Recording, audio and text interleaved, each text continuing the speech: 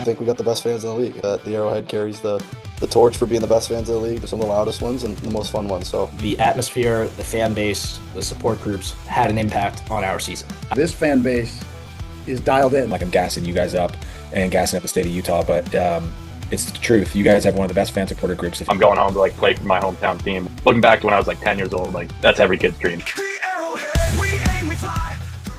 Welcome to another episode of the Arrowhead podcast. We are your official podcast of the official supporter group of the Archers Lacrosse Club, and welcome to episode 1 of season 3. Can't believe we're in season 3 already, and Brady and I were together when this thing started a long time ago, and here we are in season 3 of the podcast. So, new intro you guys just heard, but super stoked at how we're kicking off season 3. We have with us a guy that is a legend in his own right. We have with us Paul Kim. And you guys are probably like, well, who is Paul Kim? If you don't know, he's the club liaison for the Archers, and he's the guy you see running around on the sideline, keeping everything running for the team. We've been trying to make this happen for almost a year, I think, and we've finally managed to make schedules work.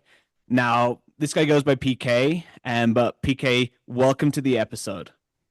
Oh, thank you guys. It's an honor and it's a privilege, and I'm glad we got to be able to do this. I'm super stoked because I appreciate everything Archers. Love it. All right. Like we kick off every episode, we're not changing for season 3. Who is Paul Kim? Outside of what your role is on the Archers, who is the guy behind the Archers and everything else you do outside the field? I'm originally from New York. I was a guy who fell in love with lacrosse at a pretty young age, at about the age of 12, actually, pretty old now. But you lived in New York City, Lower East Village, Manhattan. So lived in the concrete jungle, and then my parents moved us to suburban Westchester County, just north of the city. And I learned lacrosse from my next door neighbor. Went to watch his older brother practice one day, and I was like, so they give you a helmet, pads, a stick, and you can hit each other, and you can hit each other with the sticks. I'm all in. And I ran home and I begged my parents, like, hey, I need lacrosse equipment. And my parents looked at me like, what? And then I got to play in Westchester, and then I played in college at the University of New Hampshire. And then, years later, I ended up back in the lacrosse industry. It just I moved out to Denver from New York, and luckily have a friend, Matt Bocklett, who was he's a legend in his own right, here in Denver, back in New York, and I've known him forever. So Matt was on the Denver Outlaws in the MLL, and he actually asked me, he's like, hey, what about thinking about doing this? And I was like, yeah, I guess I could be equipment guy and help out and all that stuff. And then, years later, here we are. Love it, and we are excited to have you. It was actually funny when the team was out here. Like, I'd written a bunch of chants, and we were trying to get them off the ground. And we actually had one written for you, and Dobson was like, "Oh, if you guys could get this to work, the team would be so juiced to hear you, have a chant for PK." But your nickname PK, you were just telling us like half people probably don't even know your first name in the PLL. How does PK come around? Well, I happen to be, like I said, I'm blessed in the fact that this game has given me so many opportunities to meet incredible people. But ESPN analyst Paul Carcaterra, we're from the same part of New York in Westchester County, and Paul used to run his camps, and I used to work at his camps. And now, when you're working for Paul Carcaterra at his camp, you are not going to be called Paul.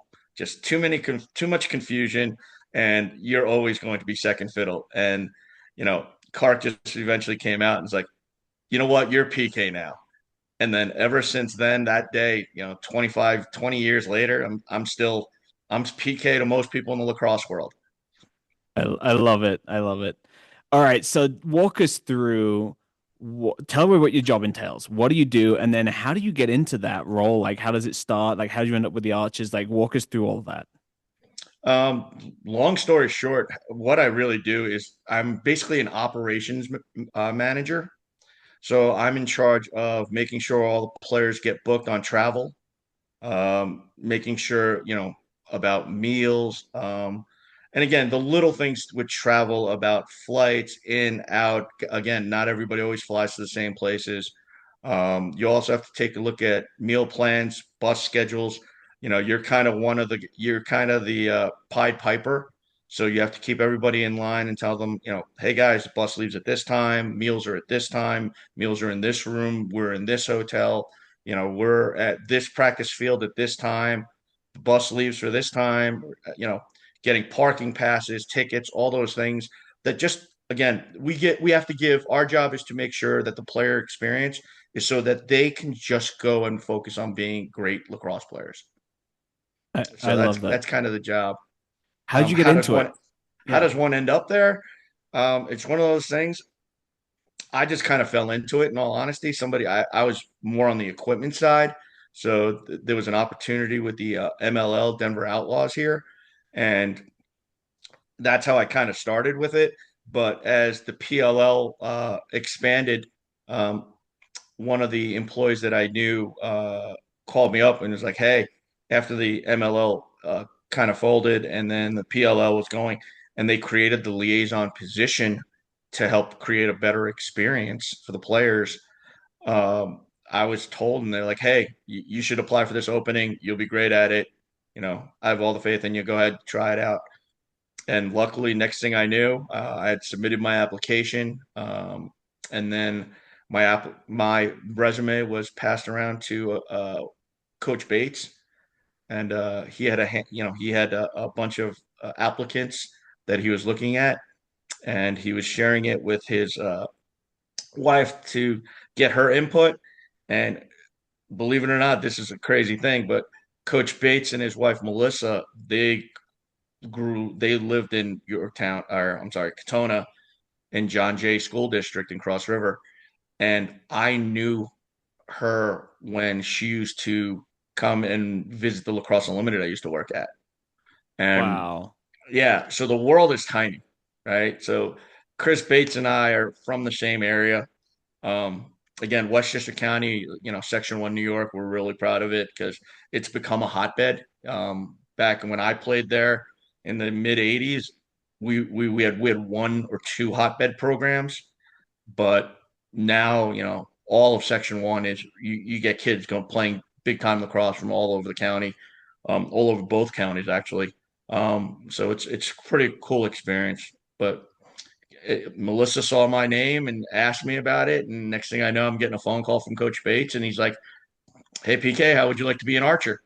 And Love it. yeah, I was so grateful for the opportunity, and yeah, it was one of the easiest yeses I'll ever say in my life. I love that. And for all you kids out there listening, want to get married at some point, Coach Bates is a wise man and asked his wife her opinion on these things because it always matters. So, and she made a good choice. So he made a good choice. So we're excited they chose you. And you touched on it that you were with the Outlaws when they're in the MLL. I have to ask, how is it now that, when you joined the Archers, they weren't the Utah Archers, but now they're the Utah Archers. Now we have the Denver Outlaws. We're booing those guys on the sideline. How do you feel like that transition now? It's weird in the sense that it's the name is the Denver Outlaws, right?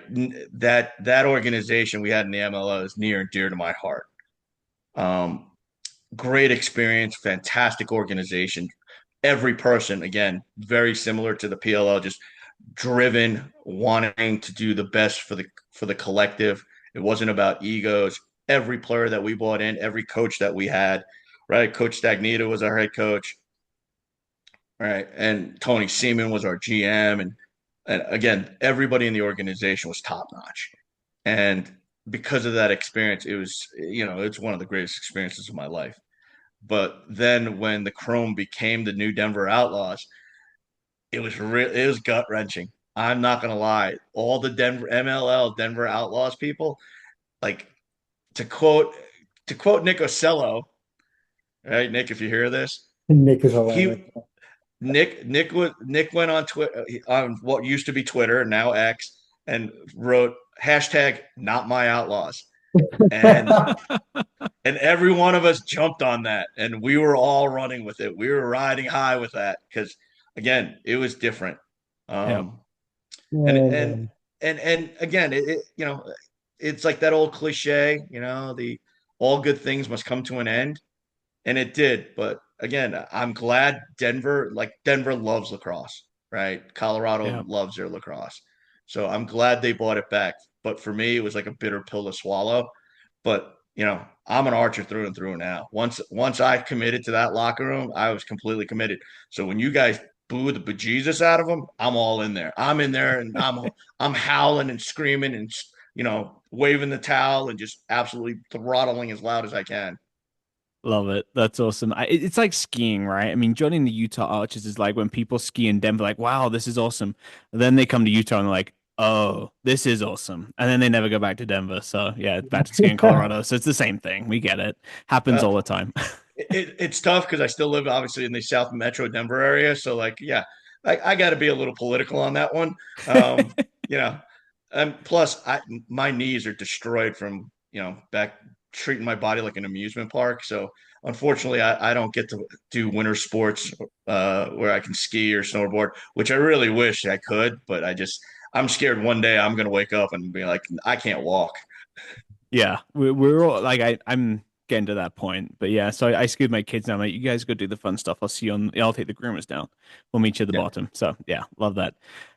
No, I have one last follow-up question. This whole section. You talked about you plan the travel, you do all this, which is a ton, because especially you got guys living everywhere. Who's the one you're always having to chase to be like, get on the bus? Who's always the last? Oh, well, when it comes to this is ironic.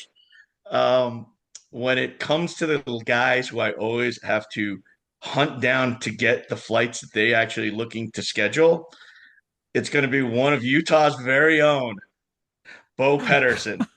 But he has a he has a partner, not a partner in crime per se, but in just last minute information, and that'd be Piper Bond. So I don't Makes know if sense. it's a ground puncher thing, a short stick D midi thing. Again, they both work, they work incredibly difficult jobs, right? A lot of hours in the office and things like that. So, and they're New York City guys, so I got to cut them a little bit of the benefit of the doubt because they're coming out of New York. But at the same time, yeah, those are the two I'm always chasing. Love it. That's interesting. We've never heard anybody hint at a flaw in Piper Bond. So this was a weird thing to hear. You know what? The truth of the matter is everybody has flaws, right? Nobody's perfect. And if somebody appears to be perfect, I always say there's got the New Yorker in me says, don't trust it. There's got to be a flaw. Except for you, PK. We all know you're Oh the perfect gosh. guys. Come on. Listen, we'd have to turn this into like a 3-year show if I had to list all my flaws. Oh, that's funny. So now you've had several years with the Archers. What are some stories that particularly stick out to you? I'm sure you've had a ton of fun locker room stories. We're looking for more endearing things, not necessarily some gossip. But what would be something that sticks out to you over the past couple of years in experience? One one of the greatest things about our locker room is it's always calm. Our locker room isn't loud. I'm loud. I'm a bull in a china shop, like ready to go off, set off fireworks, and let's go crazy. But our locker room is always calm, and that's the demeanor of our coaching staff, Hmm. right? Between Coach Bates, Coach Resch, Coach Kavanaugh, the three of them keep a very even tone. It's we're going to work. We understand our task. We understand our mission. We have our plan. We're going to take care of business and take care of the tasks that we planned. And again, our leaders, Tom Schreiber, obviously Ryan Ambler, those guys aren't big rah rah guys, but they're very serious competitors. And that whole locker room is like that, right? And again, just because they're quiet doesn't mean they're passionate, right? It's almost one of those things. It's like it's the calm before the storm that's coming. And that's one of the greatest things that as a grown man, I'm starting to learn. Like, I'm one of those guys. Like, I had to play with excessive amounts of energy because I was physically smaller. Hmm. Right, I was trying to defend guys 5, 6 inches taller, 20, 30 pounds heavier, and my passion and my desire was, listen, if we're going head to head, like, you got to bring your game up to my level. And if you do, great. You're probably going to beat me because you're bigger, stronger, faster. But if you don't, yeah, I'm going to own you. And once I own you, yeah, I'm not giving it back. But yeah, that's one of the really interesting things of our locker room. The other thing is too, the second the game is over, the amount of shenanigans, right? Guys just wanting to just like Dauber, the personality you see and know, like that guy's just a walking party, right? He's just absolutely hilarious. He's great to be around. And then again, it's one of those things. A lot of guys are really quiet on our team, but once they let you in, they are absolute units, right? Every one of them is a weapon. And just like the stories they tell, and the stories that we exchange, like you almost look at each other and it's kind of like, is everyone trying to top everybody's story? But the fact of the matter is, they're actually true. And it's like everybody holds it in their pocket until, like, it's like pocket aces. You're holding them and you're holding them and you're not going to show them to the end. And then when everybody's thrown down, that's when you throw your biggest story out. And again, Dauber, all those guys, all the defensive, Bo, Piper, right? Absolute legends, absolutely hilarious. And let me tell you, two of the new guys that we brought in, Brendan Lavelle, another Section 1 Rye High School Penn guy, right? And Sam King, two of the nicest gentlemen you'll ever meet.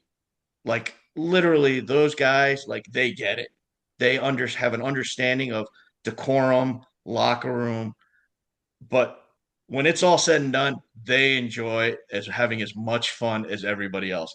And again, from rookie to the eldest statesman in the locker room, these guys, like, it's a special bond. And without that special bond, right, you don't have success. And that's the greatest thing about that locker room. That's awesome. I feel like on our podcast, we've had mostly opportunities to get to know the defense. We've had Dauber on a couple times. We had Spida on this last a couple months ago. And it seems like the defense is a lot more extroverted. We haven't got a ton of offensive guys on. To be honest, it's only been Ament and Shribes and Ambler. I think those are the only ones that we've had on. And so it's interesting to hear you say kind of like some of those dynamics. I think Spida, I think we still need to get to know him a little bit better. He was a little bit quiet with us, but that's exciting stuff. We would love to get Haas on. What is he like Oh, in the locker room? Haas is the ultimate like poker player. Like, he's that guy that you're not gonna know if he's got absolute trash in his hand and he's bluffing you to death, or he's got four aces sitting there and he's just waiting for you to make the stupid bet. Like, It, again, an epitome of a gentleman, right? But he's a freak athlete. He's another one of those guys that, like, the things he can do on the field, people don't like when people don't understand how good Graham Hasekates, it upsets me because I'm like, you're not understanding. He is covering every attackman that's a number one, whether he's 6'4" and 230 pounds, or he's 5'10" and 155 pounds. And he's covering all of them. And most times he's winning that battle. And we count on him winning that one-on-one battle, right? And we all know, right? You shoot at Haas and you hit him with the ball breaks. Yeah. And we all know Haas not scared of contact, right? no, He's almost taken lives on the field. it's And scary. yeah, Very scary. There's been but several of his hits that I'm like, oh, freak, that wasn't good. He just nailed that guy. yeah, like, That's not there gonna are be times tough. I'm just like, I don't know if that guy's getting up. Yeah. But as special and amazing he is on the field, right? He's very quiet, right? He's always observing. And I think that's what makes him great, right? The ability to be quiet. Me, myself, unfortunately, I got a big mouth, so I can't keep quiet, but he can, and he observes everything. And that's what I think part of his greatness, in all honesty. Yeah, I mean, we have, just so you guys know, like, I mean, Tom, Ryan, they're the elder statesmen, right? Fieldsy, Macker, all those guys. But let me tell you, Tom Schreiber might be the biggest joker in the room. Tom is the one that sets up all the jokes, right? He's the leader, he's the captain of the team.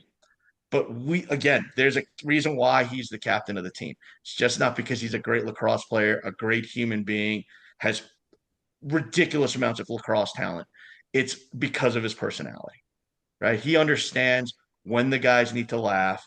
He has a tremendous understanding of tone.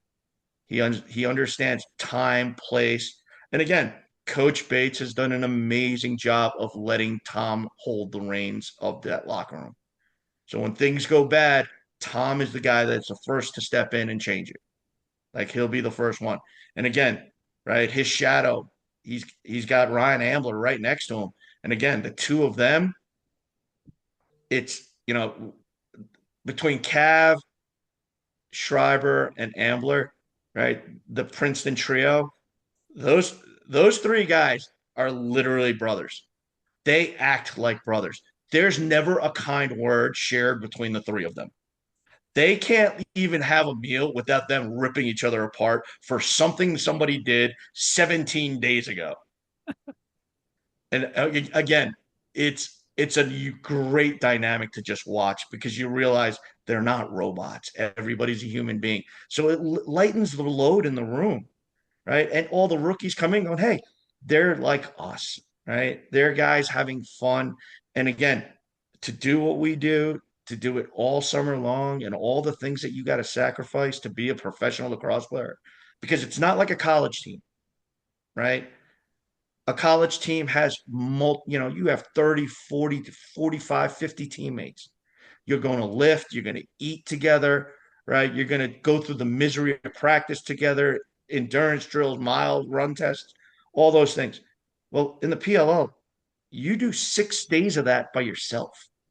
You have to be self-motivated to run, to get wall ball in, to go shoot, to get your agilities, get stretch, get your body in tune, right? You have to do that by yourself. That is so hard to do when you're used to a team environment and now you're doing it by yourself.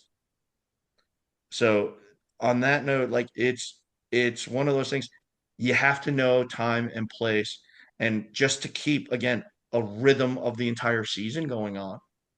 Um it's brutal. I mean, I'm not gonna lie, during the entire season probably don't I sleep terribly. I can't imagine what they have to go through to not only travel, play, right, work, and train.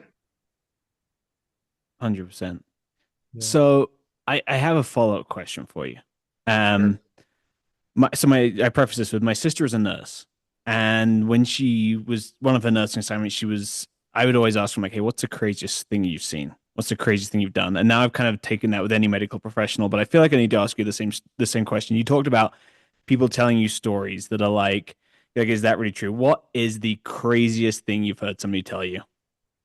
Oh, probably not even telling me. It's probably I've kind of seen it, but there are stories where literally, I mean, there's twofold to that. There's the shenanigans stories, right, and then there's the actual on-field shenanigans, right? There have been stories that I've heard like where teams literally like one of the stories I'll tell you is when we were in there's a PLL story when we were in Fieldfield a couple of years ago. We had terrible lightning storms all weekend. Literally 90% of the guys flying got their flights canceled, right? Brett Dobson trying to get him from Atlanta to Fairfield, Connecticut. We booked over 8 flights for him one way that day. Oh my goodness. The story works out as his bag ended up going to Westchester County Airport in White Plains, New York. Dauber physically got on a plane that went to Bradley Airport, right up in I'm sorry, I've drawn a blank, but in Connecticut, right? That flew to where is it? I forget, but it was in. He had to fly actually to Bradley Airport in Connecticut, and somebody had to go get Dauber. And again, he wasn't landing 12 hours before the game. He was landing 2 hours before the game. That's insane. Right. And, by the time he got to the locker room, the team was already in there and it was about maybe an hour to go. I luckily knew the area because growing up in there. So I was taking back roads, running through the traffic from New York to Connecticut to get his equipment bag from White Plains Airport back to Fairfield. And again, guy showed up, right? Been up half the night trying to get on flights, still played lights out. Guy's insane. And again, the amount of stress on everybody in the league going, how does a number one? And again, to Nick Washuta's credit, right? Tubb's sitting there ready, getting going. Like, okay, I'm going today. I'm literally ready to go. And that was like, again, the amount of stress that I had, I would have loved to have seen what my stress levels were actually at because my heart, like, I felt like I ran a marathon that day in my chest.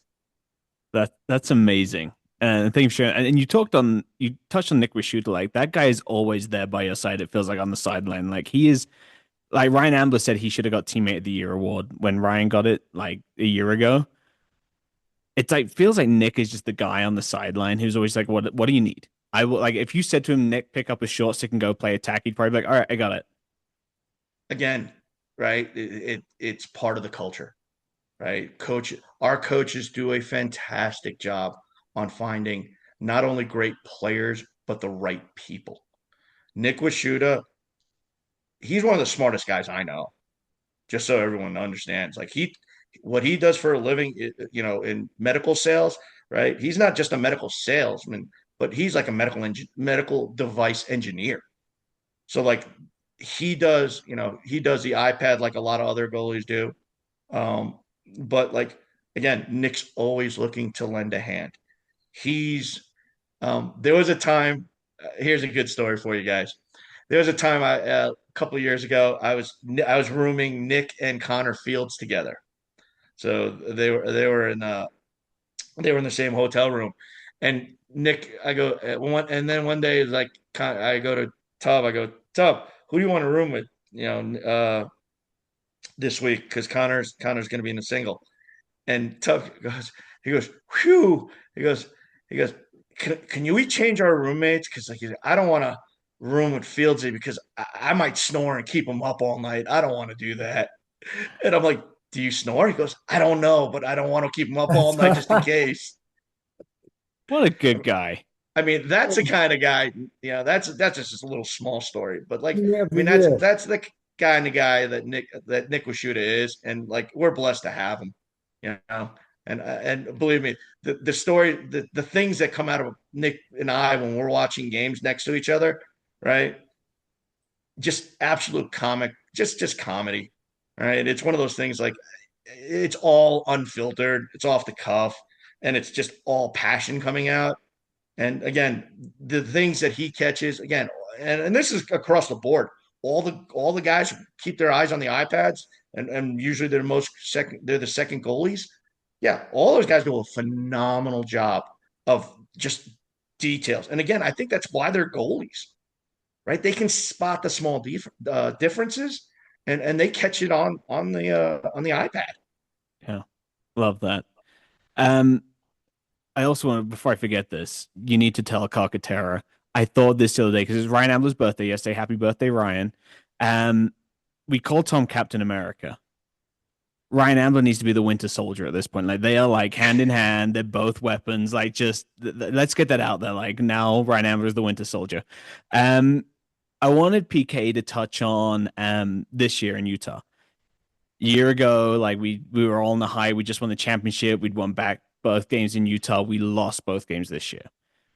Toast and I sat in the press conference after that first California loss. And it felt like I think we had Dobson and Bo and coach, and it looked like at least Dobson and Bo looked like they could have cried right then. It felt so emotional. How was the locker room after that game and then certainly the weekend?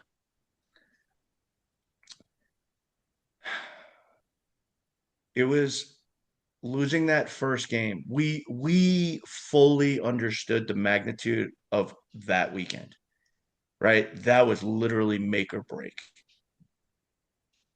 All the shortcomings that we had previously, we could wipe out that weekend, just like we did the year before, right? The entire locker room to the man was so upset having had the opportunity to beat them and then having lost, right? That locker room was so engaged. And again, it wasn't frustration, but it was disappointment because we knew it was bigger than just our locker room.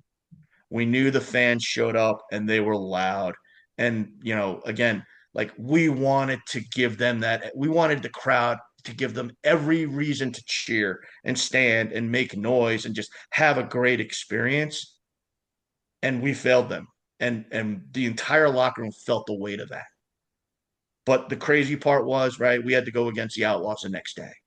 So we knew, like, hey, like we can feel sorry for ourselves, but once we're showered, like you got to wash it away and we got to get ready to go again. Right? We have less than 24 hours. We have 20 hours to get ready to go again. And again, when we lost the Outlaws on day 2, we were upset for multiple reasons, right? There's multi layers to that. It was disappointment. It was like we failed each other. We failed the hometown crowd. And again, the crowd showed up. And even while we were losing, they were still loud and they were still cheering. And again, that wasn't the script that we wanted. Obviously, we wanted to come out of there 2-0 and be in the playoffs and all that good stuff and have a shot at the three-peat. But, now thinking about it, that's why we play the game, right? That's why sports is so hard. Even with an 8-team league, it's, like we were saying before, like we were 4-6 and we were the worst team in the league. There were 3 other teams that were 4-6 in the league, regular season wise. So yeah, it was terrible, but at the same time, like, this is what I've been kind of keep myself for the last couple of weeks excited about. Like, we have the number 1 and the number 9 pick in the draft, Absolutely. right? Everybody in the league seeing what every other team did with the drafts, like the Atlas, how they've drafted, right? How the Denver Outlaws, right? They got 4 trophy winners starting on their team. Again, our team didn't need a rebuild. That's the last thing we needed, right? Imagine how more dangerous we're going to become with number 1 and the number 9 picks coming in. 100%. And I have all the faith in the world in our coaching staff, right? Coach Resch, Coach Bates, Coach Kavanaugh. Those guys are going to pick absolute weapons. Yeah. And for me, like, I have a huge smile on my face going, I can't wait to see these guys come in. And we're just going to, like, everybody, like, just be aware we're coming. And as we get towards 26, yeah, we're going to remember. We're keeping receipts. So 100%. And yeah. I love that. Like, I think, I mean, you talked about, like, I think the team felt like they let the fans down, right? And we're in the hometown. And for me, it was sad to lose those games. And it was tough to sit there in that press conference after the California game. But also, I sat there going, man, I love this team. I love that they are so upset that they're here and didn't win. I love that because it shows that our players truly care. Like, they care about the people of Utah, and I love the Utah weekends because we show up and I'm seeing people I see once a year. The people I used to work with or coach their kids as kids that my son plays with in college, and you see people and you all of a sudden you're just connecting with everybody. But after that California game, it would have been easy knowing what happened or knowing that we lost. You roll up and you're like, we got to play Denver with all those weapons. We knew the odds were stacked against us. And man, we were louder the second day than the first day. And I think I've told this several players, certainly like after we won the championship, I'm like, hey, keep winning. It's easy for us to cheer when you keep winning. But it was so positive for me to see the fans cheering louder after we lost, cheering louder when we were losing. And I think ESPN was like, "Hey, Brennan O'Neill silenced the crowd." Only when he scored that goal, because the next time he touched the ball, we were booing him again even louder, right? I think it's like just seeing these guys, like seeing the fans be like, win or lose, this is our team, and we are proud of these Utah Archers. And so, yeah, I know some of the players listen, and you have that in the locker room, but it's like, win or lose, we love the Utah Archers, and we will always chill out. And so I think it was so endearing to see the players so down that we didn't want to see it, but it was also like these guys care. They're our team, and they feel like we are their fans, and that was so awesome to see. I love that. And it's a symbiotic relationship, right? The reasons why the players care so much about the hometown and being in Utah and performing, right? And winning and giving the crowd a reason to be excited and stand up is because of the fact that we know the Utah crowd is invested in us, right? It has to work both ways. We get juice from the crowd. We give juice to the crowd to give us more juice for the next quarter. Again, those are the things that made us like the thing. It still stands out in my mind. Like 2 years ago, when we had those two games in Utah and we won both of them, and that second half against the Denver Outlaws in the second game, right? Every goal, the crowd got louder and every goal became more dynamic. Like Bo Pedersen picking that pass off, right? Trudging all the way, punt returning that clear, and they just hammering that lower corner, right? While he's running downhill, right? He turns around and points to the sky. And I'm not gonna lie, when I didn't have to turn around because I could actually feel the roar of the crowd. I could feel it. Like not just noise, it was actually physical, right? And again, when you turn around and you see the entire sideline just up in arms, just banging, stomping on the stands, just screaming their lungs out, and all these kids just running around. How do you not get excited about that? Right? That's the dream. That's why, in all honesty, it's like, yeah, people say we don't hear it, but it's like, yeah, you do. The question is, how much are you going to let it affect you? When it's that loud and it's for you, you can't help but get more excited. Yeah, I love that. I think it was funny. I got a call from Joey, who we work with at the PLL during the Denver game, and he's like, ESPN, they can't hear them over you. Keep going, make it louder. And it was like so I went back home and I turned on the recording and I was like, Dobson makes that first save. And we just like our section just was up on their feet, like blowing our vuvuzelas, like yelling, banging. And yeah, you could not hear the ESPN commentators over us. So I'm like, yeah, that's Utah best fans. So sorry, Denver. Yeah, I mean, again, all of you guys that are, the tip of the spear here, right? Or the arrowhead. That's a great thing. I mean, I hope you realize the experience that you're giving other fans. Yeah, it makes everybody's experience better. It makes the players, the coaches. Let me tell you, I have rarely seen Coach Bates turn around to the stands and start fist pumping. That only happens in Utah, right? And that's a man who's just absolutely low key. Like, his pulse doesn't go up. But when he's turning around and fist pumping, you've done something good. You've done something real good. Love it.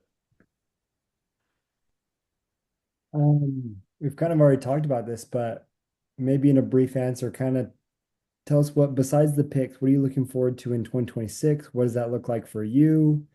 What are you looking forward to?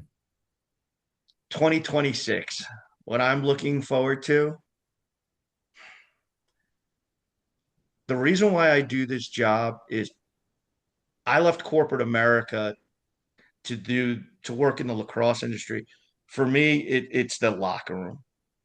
You can't once you it's a special place, and and again, every team is going to say that, and they should. If you don't think your locker room's a special place, then shame on you, right? You want to be involved in those people's lives in there. You want to care about them. You want them to care about you. I'm excited to see the boys. I'm excited to get to training camp, roll out the balls, and see how much more work these guys have been doing to improve themselves as players. And then obviously, right, just being around them, it's an enlightening experience per se, because one, I'm always going to be excited about, what the gimmick is going to be this year. that they're going to think up last year with the radios and the walkie-talkies they had in the dorms, right? Such a simple thing, but again, the genius in it was creating nicknames for everybody on the team, right? Everybody has a nickname. Like the guys that were on previously, some can be said out loud in public, others not so much. Um, you know, some appropriate, some completely inappropriate. But that's the fun of a locker room. You can't buy that, right? And that's why I do this. So to me, again, being with the boys, being with the team, you know, building that next building that next team. Because again, every year it changes. There's always going to be personnel changes. Things are going to change within the league, how we do stuff, the order operations. So for me, that's the exciting part. Yeah, the new guys that we have coming in, I'm so excited to see who we get. Again, because I feel like to me, like the coaches, they don't miss. This is their sweet spot. They bring in guys that are just phenomenal, every one of them, right? And we have guys on our 25-man roster, right? Our roster's so stacked they can't even break the 19-man roster, right? Get into that 19-man game day roster because our team is so good. So again, yeah, we were 4-6. Yeah, we didn't make the playoffs, but guess what? Enjoy. You got to enjoy what you had, but also, right? You got to enjoy the downtimes, right? We were down, yeah, but that's going to serve us as motivations because that's the competitors that these guys are. So that again, to the fan base out there and everybody else, like again, the boys are in the lab, right? Trust the process, all those cliches, because again, these guys are too competitive to allow that to happen again. Too good, right? And again, we were unlucky this year. Last couple of years, like we had injuries, but they were minor. But then, we have Tom going down, we have Fieldsy going down, and somehow we survived that. But again, as we go forward, we're going to be okay. And that's what the excitement is. Because again, when other teams say, "Yeah, next year," they say it, but they don't mean it. Us, yeah, we mean it. We don't even have to say it. 100% love it. PK, we so appreciate the time you gave us and being willing to do this and tell us the behind the scenes stuff. Like I say, we at the beginning, we've been talking about this for a while and so glad we could make this happen with you. And we appreciate all you do for the team. Like I said, we had a chant for you. Like we know the guys love you. We love seeing you out there and all that you do. You kind of touched on this, but if you had one last message for those fans listening in Utah, you see everything behind the scenes. You see who the people are. You work with them day in, day out. What's kind of your final message for those Utah fans? I would say the greatest thing is stay loud, stay proud, right? Keep doing what you're doing. Bring more energy. Bring your best friend who doesn't play lacrosse. Help grow this game because it's a magnificent game. And it brings back it can bring you, like, again, I'm a person, I have been blessed with opportunities and relationships that without this game, I don't know, I probably would not have them. And they are some of the most, I hope that on my deathbed, on my judgment day, those are the memories that I have because they're that outstanding. And again, all of that inspires me to be a better person, a better man, a better coach, all those good things, right? It's all positivity. And I hope, right? This year wasn't our year, so be it. Why not next year? Right? 3 out of 4 still means 3 out of 4 still means it's a dynasty, right? 100%. We just had to, like, I think I told the New York guys, maybe I didn't. Utah is a charitable place. We like to give back to others. So we thought, winning it 3 years in a row, that's really selfish. So we gave a year, let somebody else have a win, and then we're taking it back. So it's okay. No, PK, seriously, thank you so much. And like, amen to everything you said. Like, I love your philosophy and your take on it. And you started in this game because you went and saw somebody play and wanted to pick up a stick. I think Toast, some kid said, "Hey, I play lacrosse. Here's a stick. Let's go out." And then he did the same thing to another kid. and all of a sudden it grows that way. So yeah, I look around my neighborhood, I'm like, I know like 5 kids that play because my kids played.